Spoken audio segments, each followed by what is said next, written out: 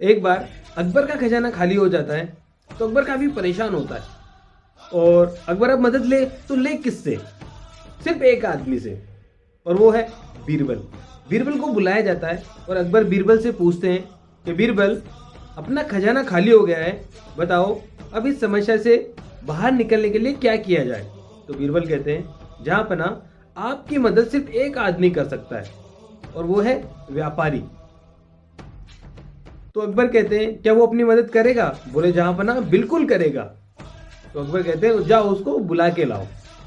जब व्यापारी को दरबार में बुलाया जाता है तो अकबर व्यापारी से पूछते हैं, क्या तुम हमारी मदद करोगे? तो व्यापारी कहता है, हाँ जहांपना, मैं बिल्कुल आपकी मदद करूंगा, ये मेरे पास इतना सारा सोना है, ये आप रख लीजिए। तो अकबर बड़ा अचंभित होता है। अकबर व्यापारी से पूछता है कि तुम्हारे पास इतना धन कहाँ से आया? तो व्यापारी कहता है, मुझे टैक्स चोरी करना आता है, टैक्स बचाना आता है, तो मैंने ये इकट्ठा कर लिया है। तो अकबर कहता है कि इसने अपना पैसा ही बचा के ही अपने को दे रहा है, तो एक काम करो, इसको उठा के अस्तबल में डाल दो ताकि ये घोड़ों की लीद उठाए।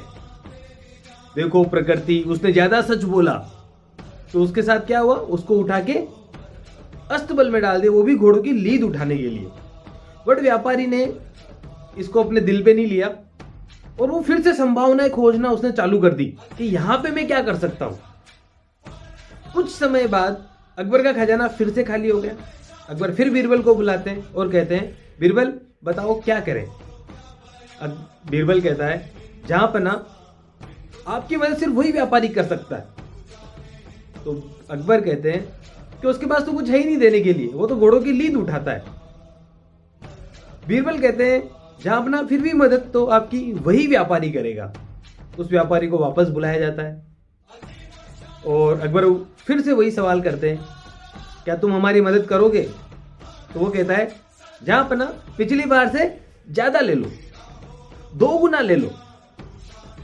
और वो काफी सारा धन अकबर को देता है। अकबर को बड़ा शौक लगता है। वो व्यापारी से फिर पूछता है कि मैंने तो तुझे घोड़ों की लीद उठाने के लिए रखा था, अब तेरे पास इतना धन कहां से आया? तो उसने बोला कि वहां पर काफी सारे घुड़सवार और सेनापति आते हैं, तो मुझे उनके राज पता चल गए। मैंने उनको बोला कि मुझे कुछ मुद्रा है, कुछ धन देते जाओ, नहीं तो मैं राजा जी को बता दूंगा, तुम्हारी पोल खोल दूंगा, और ये पैसा मैंने वहां से बनाया। अकबर कहता है, एक काम करो बीरबल, इसको उठा के समुद्र के किनारे डाल दो, यहां पर ये सिर्फ जहाज गिनने का काम करेगा। तो व्यापारी को वहां से उठा के समुद्र किनारे छोड़ दिया जाता है और वो सिर्फ जहाज गिनने के काम में लग जाता है। कुछ समय बीतता है, फिर से अकबर का खजाना खाली हो जाता है। अकबर फिर बीरबल को बुलाते हैं। बीरबल फिर वही कहता है कि जहांपना आपकी मदद सिर्फ वो व्यापारी कर सकता है। अकबर कहता है, उसके पास कुछ है ही नहीं, सब कुछ तो ले लिया अपन ने, वो अपने क्या मदद करेगा? बीरबल कहते हैं, नहीं जहांपना, मदद तो आपकी वही व्यापारी करेगा।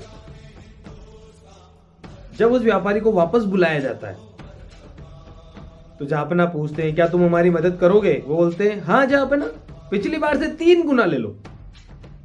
और वो सारा पैसा अकबर को देते हैं। अकबर बड़ा आश्चर्यचकित होता है। वो व्यापारी से फिर पूछता है कि इतना धन तुम्हारे पास कहां से है? मैंने तो तुम्हें जहाज गिनने के लिए रखा था।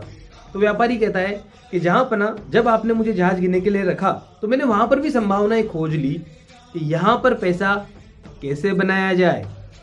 जहाज से जो व्यापारी आते थे, जो जहाज आते थे, मैंने उनको ये कहना शुरू कर दिया कि जहांपना ने मुझे यहां रखा है तुम्हारी निगरानी के लिए, मुझे कुछ मुद्रा है, कुछ धन देते जाओ, नहीं तो जहांपना को बता दूंगा।